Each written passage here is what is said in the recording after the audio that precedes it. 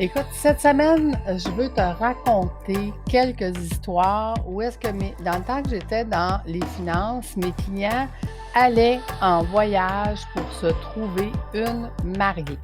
Dans un monde où tout va beaucoup trop vite, où tu n'as jamais le temps. Jamais le temps ni pour toi, ni pour ta famille, ni pour tes employés. On nous fait croire que c'est ça la vie, hein? Il faut travailler fort, il faut travailler dur pour réussir. Tu te sens seul, impuissant, et tu trouves ça difficile parfois d'avancer. Tu penses même fermer ton entreprise parce que ton entreprise est en pleine croissance et plus tu grandis, plus tu grossis, moins tu fais d'argent, moins tu contrôles ta vie et plus tu travailles et plus tu te sens dépassé avec ta charge mentale. Stop! Il est temps de changer ta vie, de reconnecter avec ta zone de génie, celle qui t'a poussé à partir de ton entreprise, à dire « moi, c'est ça que je veux faire dans ma vie ». À partir de maintenant, tu peux développer tes nouvelles compétences, tu peux faire de nouveaux choix pour toi, ta famille, tes employés. Deviens un chef d'entreprise. Deviens le P. Arrête d'être le PDG. Deviens le P de président. Et comme moi, tu vas retrouver de la liberté pour voyager, pour accompagner les gens qui te font confiance. Je m'appelle Lucie Bouchard, je suis administratrice agréée et ce podcast est commandité par l'Académie de l'éclosion et voyagedéductible.com. Je suis à partir de maintenant ta manager qui t'emmènera vers cette nouvelle liberté. Si tu aimes ce podcast, je t'invite à le partager à quelqu'un qui, comme toi, est en manque de temps. Quelle décision vas-tu prendre aujourd'hui pour changer ta vie? Laisse-moi un commentaire sur ma chaîne YouTube de Fais voyager ton entreprise et ensemble, on pourra y arriver. On pourra discuter justement des décisions que tu vas prendre qui vont faire qu'à tous les jours, tu vas aller vers cette fameuse liberté. Merci de faire partie de mon univers et c'est parti. Ben oui, écoute, ça arrive. Il y a plusieurs histoires dont j'ai été témoin et je trouvais ça intéressant de te raconter celle-ci parce que c'est vraiment incroyable. En fait, bon, je vais changer les noms, évidemment, mais mettons que je te dis que je vais commencer par te parler de Roger. Roger est un homme d'une cinquantaine d'années, vit ici au Québec. C'est un Québécois de souche et Roger, a de la difficulté, en fait, à se trouver une femme. Il a un emploi modeste, c'est un chauffeur, il a pas un gros salaire, il a pas une grosse maison, il vit en campagne, une maison bien ordinaire, un salaire d'un travaillant bien normal. Pas beaucoup d'épargne, il a de la difficulté à épargner parce que son salaire n'est pas très gros. Il a une voiture, qui est pas récente, une voiture assez usagée et c'est un homme assez, introverti. Donc c'est un homme qui a beaucoup de difficultés à se faire, des contacts, se faire des amis, pas beaucoup d'amis et il a beaucoup de difficultés, en fait, à se trouver une compagne de vie. Et son plus cher désir, comme à peu près tous les êtres humains, c'est de trouver l'amour, hein, de trouver quelqu'un qui va l'aimer, comme il est, puis qui va faire sa vie avec cette personne-là. C'est pas un courroyeux, c'est pas, il veut juste avoir une femme dans sa vie. Puis évidemment que quand tu as de la difficulté à te faire des contacts puis à trouver, l'amour, ben tu te retournes vers, l'internet, puis tu vas aller chercher sur internet parce qu'aujourd'hui, c'est plus facile. Je te parle de ça fait environ 5 ans, OK, de ça. On est présentement en 2022 au moment d'enregistrer, donc l'internet commençait, d'aller trouver des gens sur internet, ça devenait de plus en plus fréquent. Aujourd'hui, en 2022, c'est courant. À l'époque, ça commençait et Roger, dans son désir de trouver quelqu'un, finit par rencontrer une femme qui est d'un autre pays, qui a 38 ans.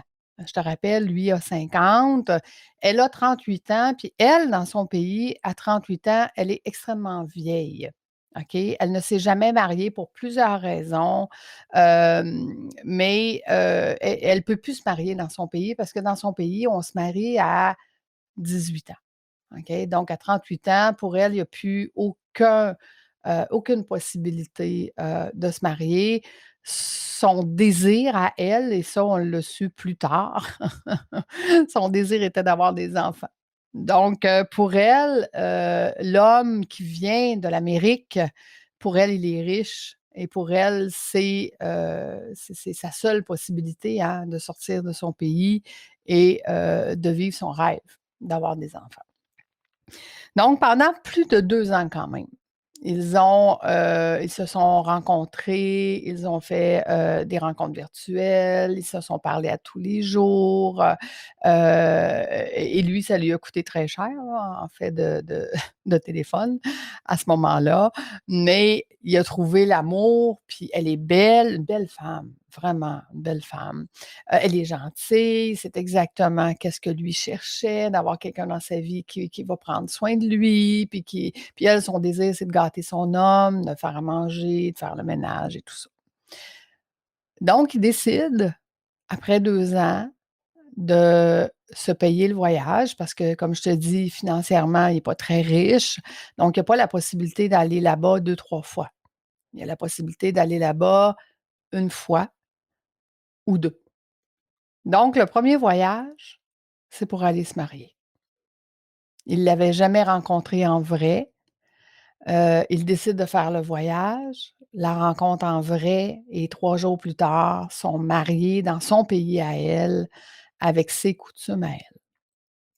Maintenant, il revient au pays, il y a une femme, fait qu'il peut demander à ce qu'elle s'en vienne ici, fait la demande de papier, donc évidemment que c'est plus facile parce qu'elle est mariée et ça prend, je crois, de mémoire, à peu près 6 mois avant qu'elle vienne le rejoindre.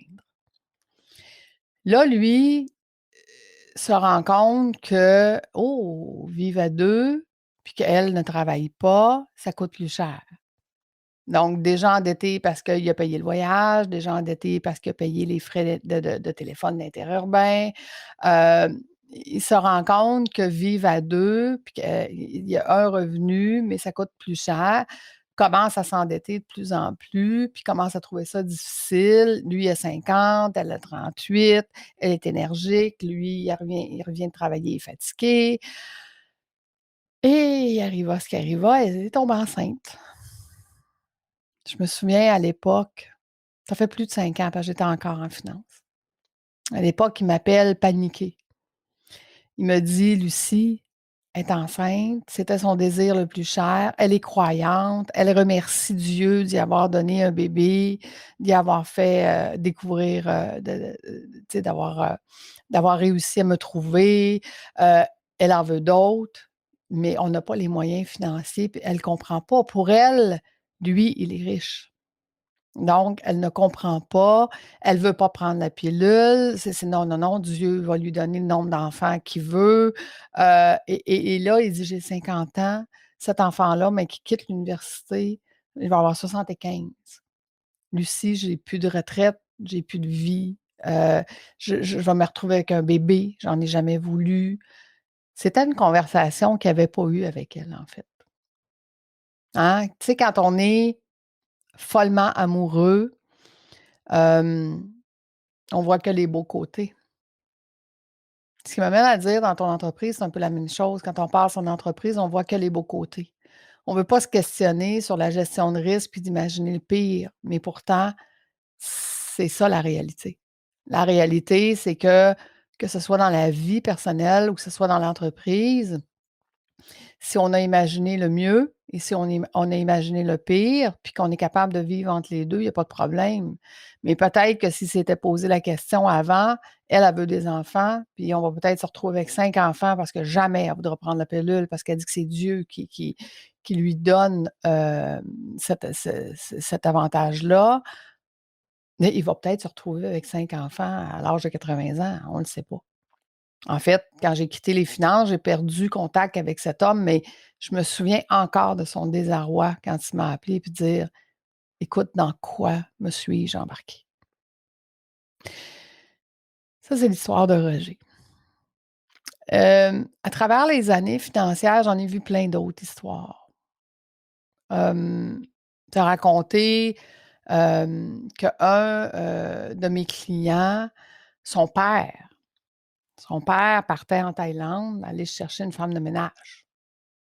Ramenait la femme de ménage chez lui et quelques années plus tard, la femme de ménage est enceinte. Puis là, on parle de grandes différences d'âge, là, de très grandes différences d'âge. Ce qu'il faut comprendre, c'est que pour ces femmes-là, c'est la seule possibilité d'avoir une vie meilleure. Ils sont pauvres, ils n'ont pas d'argent, ils vivent souvent au crochet de pimp, hein, là-bas, ils doivent travailler, mais c'est le pimp qui fait l'argent. Donc, de vivre, comme ça, pour eux, la seule possibilité, c'est de suivre, l'homme d'Amérique. OK? D'autres exemples encore, écoute, j'en ai vu tellement. Un homme qui est marié depuis plusieurs années s'en va en voyage avec un de ses chums dans les coins de Thaïlande, lui aussi, tombe follement amoureux avec une prostituée et revient ici puis veut tout faire pour la ramener ici. Écoute, il a vidé ses comptes de banque, il a vidé ses placements. 150 000 plus tard, elle n'est toujours pas arrivée. Il y a plus d'argent, il y a plus de femme, puis il vit dans un petit logement miteux parce qu'il a voulu croire au rêve de l'amour, que lui était follement amoureux puis qu'elle aussi, mais en fait, elle était, elle était guidée par ce pimp, hein, et puis c'est lui qui a ramassé l'argent puis elle a rien eu et c'est très difficile de sortir ces femmes-là de cet environnement-là. Malheureusement, sur la planète, il y a encore beaucoup trop de ça. Tu sais, de vouloir être heureux, de trouver la personne qui va nous accompagner pour le reste de nos jours, c'est légitime. Mais de mettre ses lunettes roses pour dire qu'on va le faire, dans un autre pays, en prenant pas un minimum de protection, de sécurité, de bon sens. Tu sais, je te raconte ça, puis tu dois te dire: «Eh mon Dieu, où est-ce qu'était leur bon sens à ces hommes-là?» Ben, quand tu es amoureux, il y en a plus de bon sens. Donc, est-ce que c'est bien? Est-ce que c'est mal? C'est pas ça la question. La question est beaucoup plus, ces hommes-là étaient prêts à tout perdre pour vivre un moment de bonheur et c'est ce qui leur est arrivé. Ils ont tout perdu pour vivre un moment de bonheur. Tu sais, tout a un prix. Hem, j'ai le bonheur aujourd'hui d'accompagner les gens à faire des voyages pour évoluer, avancer, apprendre, les coacher, les accompagner, les et des fois de démontrer le bon sens. Des fois d'être capable d'être suffisamment avec eux pour connaître leur projet de fou, puis de dire: «Est-ce que tu as réfléchi à qu'est-ce qui était bon, qu'est-ce qui était moins bon pour toi? Est-ce que tu as réfléchi à est-ce que tu as fait ta gestion de risque de qu'est-ce qui était meilleur, qu'est-ce qui pouvait être le pire? Est-ce que tu es prêt à aller assumer le pire?» C'est quelque chose en tant qu'être humain qu'on veut pas regarder, mais qu'en tant qu'entrepreneur, les meilleurs chefs d'entreprise sont capables de faire. Un entrepreneur, souvent, va se garrocher la tête baissée, fera pas sa gestion de risque, regardera pas ces côtés-là, va se va va foncer tête première dans le projet. Puis après ça, il va dire: «Ah, j'ai encore perdu de l'argent» ou tu sais, «Je me suis encore planté», puis pourtant ça pourrait être évité. Écoute, trouver sa mariée en voyage, c'est tu vas dire c'est ultime. C'est il faut vraiment être au point de dire: «Écoute, jamais à côté de moi, je trouverai quelqu'un dans mon entourage ou dans les gens que je connais qui va m'aimer comme je suis». Ça part de où? Qu'est-ce qui fait que tu penses ça? Qu'est-ce qui fait que tu es comme ça? Qu'est-ce qui fait que tu imagines ça aujourd'hui? Tu as essayé, c'est souvent la réponse. «Ouais, j'ai essayé, puis ça n'a pas marché». OK. Est-ce que tu as essayé de la bonne façon? Est-ce que tu as travaillé sur toi de la bonne façon? Est-ce que tu as regardé toutes les options, toutes les possibilités? Est-ce que c'est ça la meilleure possibilité? Tu as évalué tous les risques et tu te dis, après l'évaluation de tous les risques: «Je suis capable de vivre avec les risques et c'est ça ma meilleure possibilité». Ça se peut. Ça se peut que la réponse soit oui. Aujourd'hui, je te raconte des clients pour qui ça ne s'est pas bien passé. Est-ce qu'il y en a que je connais que ça s'est bien passé? Très peu, très peu. OK?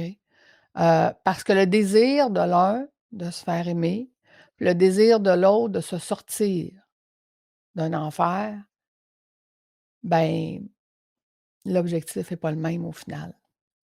Parce qu'oublie pas que quelqu'un qui est marié, qui a eu un enfant 10 ans après, peut demander le divorce, peut demander de se séparer et monsieur devra continuer de payer. À la hauteur de la vie que cette personne-là a eue. Peut-être que son intention à elle, c'est seulement ça. Avoir une vie meilleure, c'est de payer 10 ans de sa vie pour avoir le reste de sa vie libre. Réflexion aujourd'hui. Réflexion pour toi, pour ton entreprise, pour qu'est-ce que tu veux vraiment, puis est-ce que tu sais faire ta gestion de risque, parce que c'est souvent en mettant des lunettes roses qu'on paye cher. On paye cher pour ne pas l'avoir fait. Je t'invite à me laisser des commentaires sur ma chaîne YouTube de Fais voyager ton entreprise. Est-ce que tu connais des gens, toi aussi, qui ont vécu ça, bien ou pas? Raconte-moi. Raconte-moi leur histoire parce que je pense que ces histoires-là peuvent venir inspirer, peuvent venir nous faire réfléchir, puis être mieux outillés pour bien faire les choses dans notre entreprise, pour notre entreprise, et pas voyager pour les mauvaises raisons. À bientôt tout le monde. On se voit la semaine prochaine. Merci d'avoir été là. Bye.